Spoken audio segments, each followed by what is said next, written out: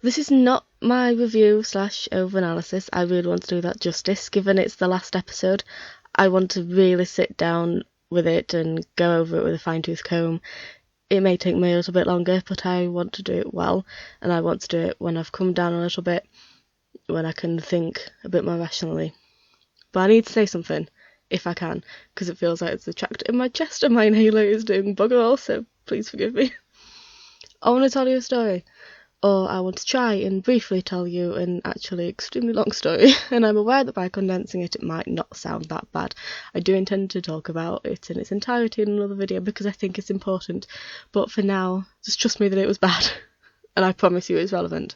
So I was trapped in a toxic, neglectful, honestly borderline abusive situation for 11 years. And I find that once I say this particular detail, people stop taking it seriously. But you just have to trust me, this was school. 2 different schools, both primary and secondary. And if it was just the one school, I probably would have been able to think, well, that was just a terrible school. But because it was both of them, it made it harder for me to see it in the end, because my secondary school was more subtle. It took me a lot longer to realise what they were doing to me, and it was harder to recover from because clearly they couldn't both be bad, right? Clearly it was me and I deserved to be treated that way. I remember my back going into spasm and not being able to move and apologising profusely for being an inconvenience while being in immense pain because that was where my priority was. I don't have time to go into the full story, but I'll give you just one example of a kind of average thing that happened, just for you to have an idea. One day when I was about 8, I was hyperventilating. I went into school with breathing difficulties, but they assured my mum, like they always would, oh, we'll call you if she doesn't get any better. I ended up hyperventilating and almost passing out, unable to breathe, so I didn't get better, but the first aid person just left me in the corridor for 15 to 20 minutes or so, and scolded me for not being able to breathe properly. My parents never found out. Obviously these things can develop, so I'm not saying this is what it was, but I'm just putting it out there that I now have asthma and a bunch of allergies to some very common food that cause my throat to close up. I'm just saying. My God, that both terrifies and enrages me. People like that should not be in charge of kids. My God, that could have ended so much worse than it did. I still have nightmares about this, genuinely. The thing about my secondary school was that it was so subtle that I don't have just one story like that. My primary school had big things like that, but my secondary school had even more minute things, like almost passing out in a corridor, just be scolded and yelled at as I'm not going home. I didn't say a word, I just almost collapsed. And that's all that happened. Being trapped in my classrooms during lunch because I couldn't push myself in my wheelchair because my arms didn't work that way. I was denied lunch a lot actually, despite them knowing I was on medication that required me to eat before taking it. My mum being told that they'd start fining her if I didn't stop going to my hydrotherapy appointments and start going to school instead. I could have either had hydrotherapy on Tuesdays or Fridays, and I asked for Friday because every other week we had a flexible Friday, and I thought, well, every other Friday I'll be doing classes that I did not choose for my GCSEs, so it'll hurt the least. And the school assured me that it would be okay, only to be told, actually no, I need to start going again or my parents will be fined, so I had to cancel my hospital appointments. I passed my GCSEs, by the way. I did really well, so the whole every class you miss drops your grade mentality was bullcrap. Going into school with whiplash because I was so terrified of the repercussions of not going. My English teacher, who was amazing, was like, Saf, you can't even turn your head, you can barely move, you should not be at school, and told me to go home. But before I managed to leave, my tutor caught me and scolded me. That was the last straw for me actually. My tutor told me, well, you're not getting your A-levels then, that's a fact. And I said, it's bloody whiplash.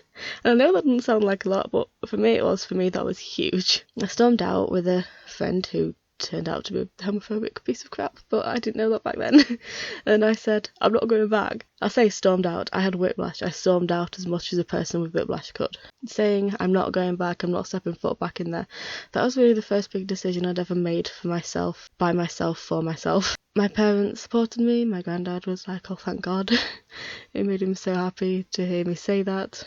My granddad, who also happened to be a teacher at another school, supported me not wanting to go back, and that was the drive I needed to stick by my decision, otherwise I would have caved Eleutherophobia isn't easy to just overcome. But I found that after I dropped out, and my friend who was going through some similar crap dropped out, it came to light that actually a lot of people with disabilities and learning difficulties and mental health issues are being treated awfully, and the more people dropped out because of that, the more other people in the same situation realised, actually, yeah, I don't deserve to be treated like this, and also dropped out. It was like this huge chain reaction, to the point where the sixth form had to close down.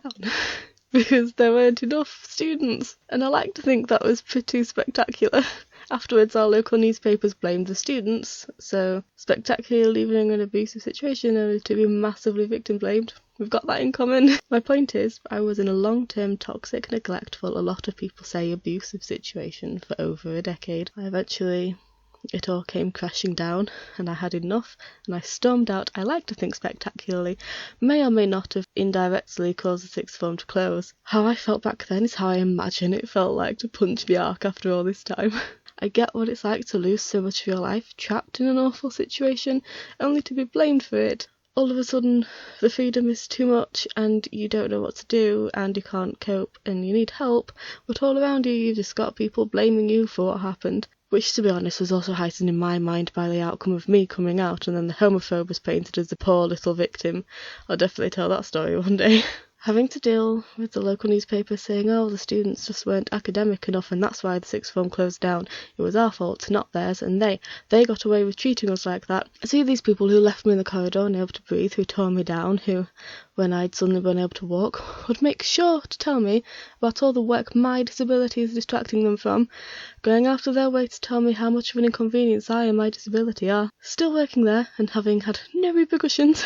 We were blamed, I was blamed, they got away with it. I came out of it with trauma and eleutherophobia and panic attacks and persistent nightmares.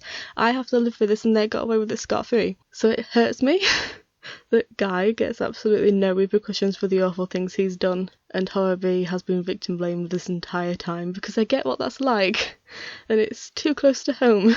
I understand that getting out of a bad situation doesn't suddenly make it okay. I understand being overwhelmed by making decisions, and I understand being expected to be okay while you're not actually getting the help you need. People getting mad at you for not being okay. It's not easy. I think this goes a long way to explaining why Horribly meant so much to me. I tend not to really relate to characters. Sure, sometimes a character will go through something similar to me and I'll think, yep, feel ya. But I've never outright related to a character before, until now, and that was a lot for me to deal with personally. That's one of many reasons as to why it was so important to me that Horribly got a good ending, because maybe if I could see someone like me get a happy ending, then that means I can also have a happy ending. If Horribly can live his life, maybe so can I. It hurts me when I see people online saying that Horribly wasn't trying hard enough to not be hacked, as if that's even remotely how hacking works. And it hurt me when I saw people saying that he wasn't recovering quickly enough, because God, if you think an AI who's been hacked isn't trying hard enough not to be hacked, you'll certainly think I'm just not trying hard enough. Seeing those kinds of comments, it was hard not to take it personally, because when I see a story I relate to and I see other people victim blaming Horribly, I feel it too. Does that make sense? So, oh wow, am I so bloody happy with the ending. It was such a good ending. I feel so relieved. I've been so bloody happy all day. I wish we didn't have to go through all this let's kill my dad to kill the arc stuff. I wish we didn't have to spend the entire tournament arc and then some, only seeing 30 seconds of Horribly, if that. I wish we'd have actually learned his backstory. He must have had a really compelling one.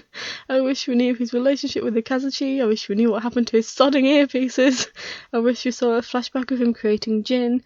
I wish he got the focus he deserved. Both Horribly and Sunagawa deserved that. But all I hoped for was that Horribly's death was at least a little bit respectful. All I asked all this time was that he not die a villain, but he's alive and he's with Jin, and I'm so happy it wasn't a case of killing and reviving him with different coding or something disturbing like that. I'm happy Horribly remained untouched and this is entirely his decision.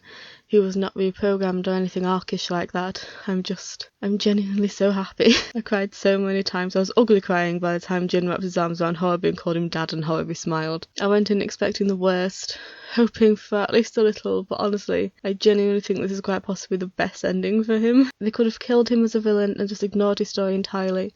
They could have killed him and revived him with different coding and made him work for them and painted it as a happy ending. They could have erased his memories. They could have made him do what his original coding entailed and be a dad to human kids. But the fact that he's alive and well and with Jin, his son, Metsuboji and I is still a thing, it's a name that they use, he's not suddenly working for humans now, he's still doing his own thing how he wants to do it. It's perfect, and I couldn't be happier.